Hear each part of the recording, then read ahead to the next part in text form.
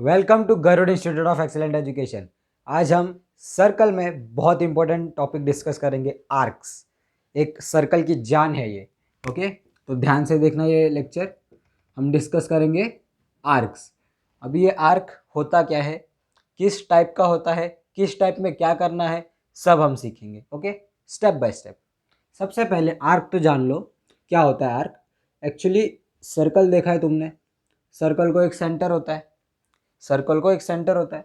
Centre से अगर मैं कुछ इस तरीके से एक लाइन भी बना दूं, ये दूसरी लाइन, और ये पॉइंट को मैं नाम दे रहा हूँ ए, ये पॉइंट को नाम दे रहा हूँ मैं बी, तो ए बी जो है वो भी एक आर्क होगा, और ए बी, ये वाला ए बी भी है, ये भी आर्क होगा। समझ रहे हो तुम? दोनों आर्क होंगे। ए बी, ये वाला भी, छोटा वाला भी आर्क होगा और ये बड़ा वाला भी आर्क होगा। तो आर्क का मतलब क्या है? आर्क का मतलब क्या है? कर्व्ड, कर्व्ड, कर्व्ड क्या क्या बोल सकते हो? कर्व्ड लाइन बोल सकते हो, curved line. Okay, curved line. अब ये आर्क मेनली दो टाइप का होता है। फर्स्ट मेजर आर्क, चलिए माइनर आर्क ले लेते हैं पहले। चलो, माइनर आर्क, और सेकंड होता है major arc, major arc. Okay, major arc और माइनर आर्क, मेनली यही दो टाइप के होते हैं। अब देखते हैं इनमें सिमिलैरिटीज क्या है, डिफरेंसेस क्या है। ओके, चलो। अब माइनर आर्क में देखो, वापस यहाँ पर मैं एक सर्कल ड्रॉ कर रहा हूँ। ओके, सर्कल ड्रॉ कर लिया। यहाँ पर मैंने वापस दो लाइंस बनाए, माने दो रेडियस बनाए, एक का नाम दिया ए, एक पॉइंट का नाम दिया बी। ओके, समझ में आया? अब ए बी के अलावा मैं यहाँ पर कुछ एक नाम दे रहा हूँ ई। ओके, ए बी के अलावा मैं यहाँ पर कुछ नाम दे रहा हूँ ए बी के बीच में, यानी ऊपर, और यहाँ पर भी एक नाम दे रहा हूँ, चलो एफ। ओके, समझ में आ रहा? और सेंटर का नाम दे रहा हूँ, चलो ओ।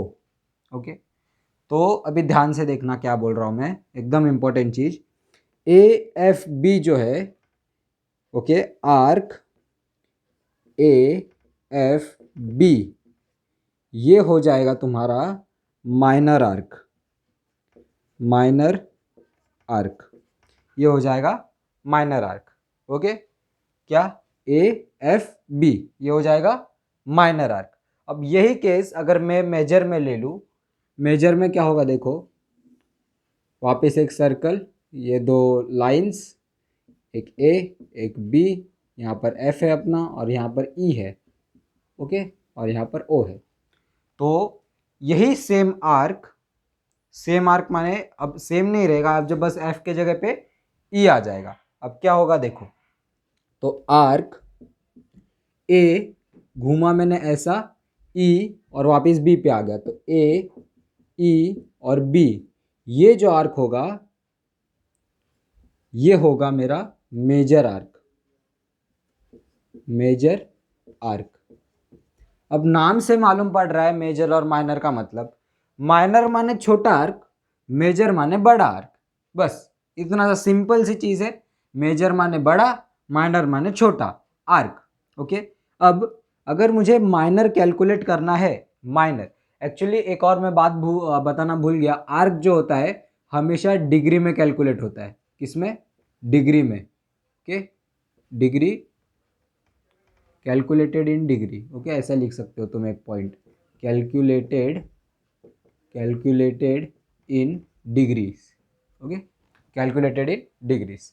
अब जो तुम्हारा माइनर आर्क है, ध्यान से सुनना, जो तुम्हारा माइनर आर्क है वो उसकी डिग्री सेम होगी तुम्हारे सेंट्रल एंगल की, जो डिग्री होगी उससे। ओके, माने ये थीटा। ओके, मैंने क्या बोला? आर्क ए एफ बी जो है वो इक्वल होगा एंगल ए ओ बी से, ए ओ बी से। समझे तुम? ए ओ बी से, सेंट्रल एंगल से।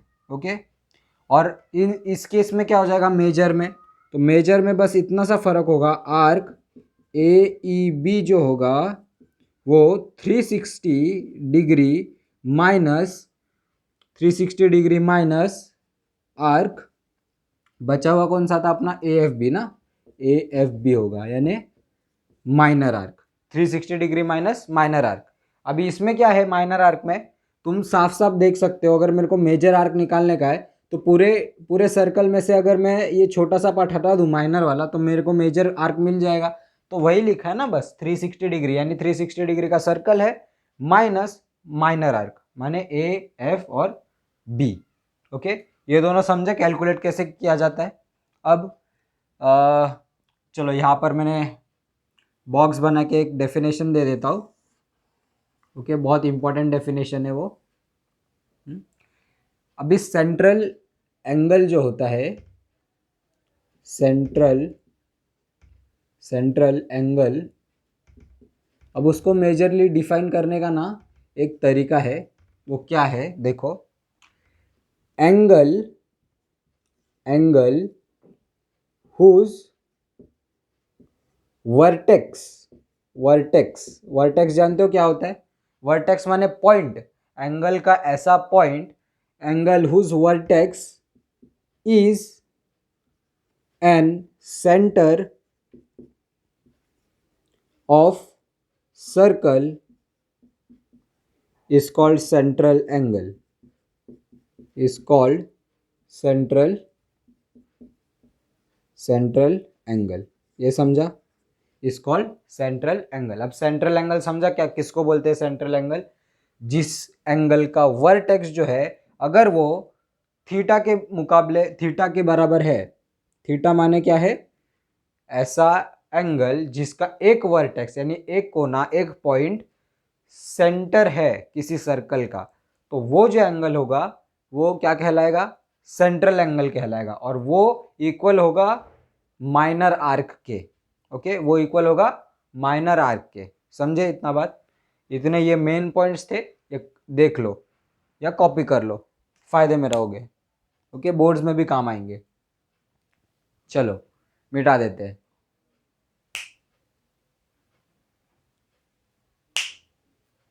देखो, अब अगर आर्क का फंडा क्लियर हो गया है तुमको, तो आगे देखते हैं। आगे एक बहुत इंपॉर्टेंट चीज़ है, कॉर्ड्स की प्रॉपर्टीज। ओके, कॉर्ड्स की प्रॉपर्टीज, कॉर्ड्स की प्रॉपर्टीज। अब ये चीज़ क्या है, देखो कोई भी एक सर्कल होता है, उसके कुछ कंपोनेंट्स होते हैं, जैसे रेडियस होता है, सरकमफ्रेंस होता है, डायमीटर्स होता है, वैसे ही कॉर्ड होता है, एक चीज़ होता है जिसको कॉर्ड बोलते हैं। अब कॉर्ड का डेफिनेशन क्या बोलता है कि एक सरकमफ्रेंस के पॉइंट से वो स्टार्ट होगा और दूसरे सरकमफ्रेंस के पॉइंट पर वो जाके ख़त्म होगा। ओके, इतना बोलता है कॉर्ड। और सर्कल का सबसे लार्जेस्ट कॉर्ड अपना डायमीटर होता है। ओके, इतना भी याद रखना ये पॉइंट। अगर मैं इस पॉइंट को नाम दूँ ए, इस पॉइंट को नाम दूँ बी, और एक मैं कॉर्ड बना रहा हूँ जो जस्ट ऊपर है इसके, कहाँ भी हो सकता है पूरे सर्कल में, जिसका नाम दे रहा हूँ मैं सी और डी। ओके, क्या मैंने किया, दो कॉर्ड्स बनाए, एक सर्कल है जिसका सेंटर ओ है, और मैंने दो कॉर्ड्स असाइन किए, ए बी और सी डी, ये दोनों क्या है, कॉर्ड्स। तो क्या है स्टेटमेंट, फर्स्ट क्या बात है, if A B and C D are chords of circle, are chords of circle with center O, then okay, then अगर, अब मेरी बात सुनो, ओके रुको एक मिनट, अब मेरे एक बात सुनो, मैंने क्या लिखा है देखो, if A B and C D are, actually यहाँ पर कॉन्ग्रुएंट कॉर्ड लिख सकते हो तुम, कॉन्ग्रुएंट, इसका साइन देखो ऐसा रहता है, पता है ना, ये कॉन्ग्रुएंट वाला साइन, कॉन्ग्रुएंट माने सेम।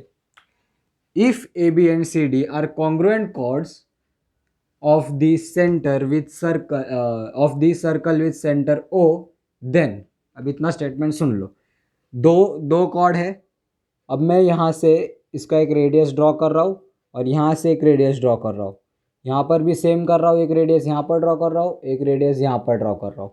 ओके, क्या क्या मैंने बस रेडियसेस ड्रॉ किए। अब ये जो तीनों ये चारों चीज़ है ये सेम है क्योंकि ये रेडियस है, और ये कॉर्ड्स भी सेम है।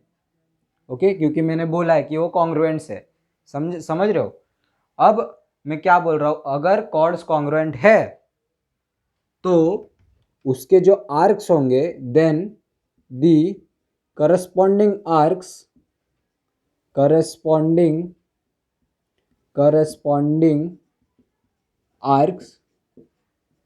are also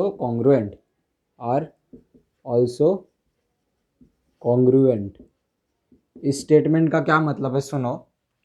अगर दो कॉर्ड्स मेरे कॉन्ग्रुएंट है, इक्वल है, सेम है, तो उसके जो करस्पॉन्डिंग को क्या बोलते हैं, करस्पॉन्डिंग आर्क्स है यानी ए बी, यहाँ पर क्या होगा, मतलब शॉर्ट में वो क्या बोल रहा है, if A B is congruent to, actually seg A B लिखते हैं। Okay, if seg A B is congruent to seg CD, then arc AB is congruent to arc क्या CD। ओके, CD ये एक थियरम है। क्या है? एक theorem है, एक प्रूफ है इसका एक। ओके, वो मैं कवर करूंगा अपना सारा एक्सरसाइज खत्म होने के बाद, यानी प्रैक्टिस सेट खत्म होने के बाद। अगर तुमने इससे पहले वाले वीडियो नहीं देखे, आई बटन आ रहा होगा, जाके ज़रूर देखना। प्लेलिस्ट भी लगाई हुई है नीचे डिस्क्रिप्शन में, जाके ज़रूर देखना, बहुत हेल्पफुल है। ओके, ध्यान से ज़रूर देखना, सारे लेक्चर्स कंटिन्यू देखोगे तो समझ में आएगा। ओके, तो यहाँ तक समझा तुमको क्या है, क्या फंडा है। अगर मेरे दो कॉर्ड्स इक्वल है तो उसके करस्पॉन्डिंग यानी उसके साथ वाले जो आर्क्स होंगे, यानी ए बी जो है मेरा कॉर्ड है समझो, तो ए बी का जो आर्क होगा वो इक्वल होगा जी। अगर ए बी और सी डी कॉर्ड है, वो दोनों इक्वल है, तो ए बी आर्क और सी डी आर्क इक्वल होगा, बस इतनी सी बात है। ओके, और सेकंड जो चीज़ है वो सेम इसका उल्टा है। If arc A B is congruent to arc C D, अगर ये दिया है क्वेश्चन में कि आर्क कॉन्ग्रुएंट है, तो ऑटोमेटिकली क्या हो जाएगा, उसके जो कॉर्ड्स है then seg A B is congruent to seg C D. ये समझे? अगर आर्क्स इक्वल हो जाएंगे तो कॉर्ड्स भी इक्वल हो जाएंगे, और अगर कॉर्ड्स इक्वल होंगे तो आर्क्स इक्वल हो जाएंगे। ये उल्टा स्टेटमेंट से बस दोनों के, बाकी पूरा स्टेटमेंट सेम है। एक बार आर्क को कॉन्ग्रुएंट लेकर कॉर्ड्स कॉन्ग्रुएंट बता रहे, और एक बार कॉर्ड्स को कॉन्ग्रुएंट लेकर आर्क को कॉन्ग्रुएंट बता रहे, बस इतनी सी बात है। ओके, छाप लो, उसके बाद एक और लास्ट है और बस तुम्हारे बेसिक्स खत्म। आई होप कर लिया होगा। चलो मिटा देता हूँ मैं। देखो, एक और लास्ट की बट बहुत इंपॉर्टेंट चीज़ बताने की थी मुझे। देखो क्या था वो लास्ट चीज़। देखो, अगर मेरे पास एक सर्कल है, सर्कल पे एक पॉइंट है ओ, इस पे मैं ऐसे कुछ दो लाइन बना के एक आर्क बना रहा हूँ ए बी। यहाँ पर समझो सी ले लेते हैं, यहाँ पर डी है और यहाँ पर ई है समझो। ओके, इतने सारे पॉइंट्स है।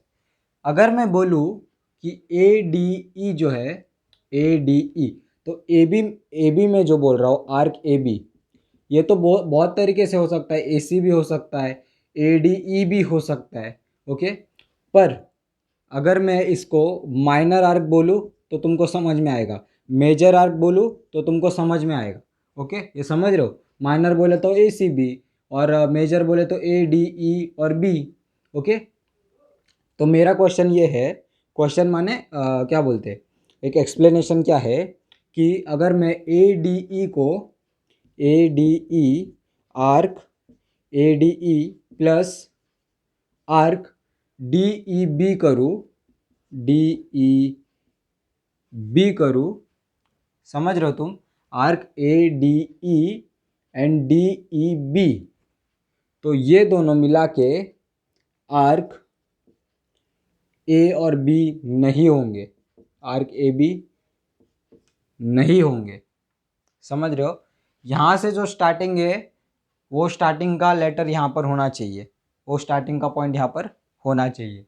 जैसे अगर मैं बोलूँ arc A D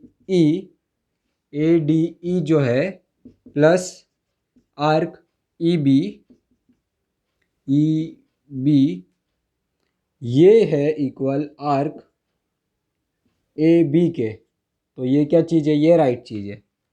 okay, second वाला जो है वो राइट है और फर्स्ट वाला जो है वो गलत है। ओके, तो मैंने बता दिया ये नोटेशंस कैसे होते हैं, क्या करना होता है, प्लस माइनस कैसे होता है आर्क्स का। ओके, इतनी सी बात थी। ओके, चैनल पे नए हो लाइक शेयर सब्सक्राइब ज़रूर करना वीडियो को। ओके, और लास्ट तक देख रहे हो यानी तुमको मैथ्स में ज़रूर इंटरेस्ट है। ओके, दोस्तों में शेयर करना वीडियो, हमारे चैनल को बड़ा करो, हमारे फैमिली को बड़ा करो। ओके, हमारे साथ जुड़ जाओ, स्टडी करते रहो, पढ़ाई करते रहो और हम आपके साथ हैं। चलो मिलते हैं अगले वीडियो में।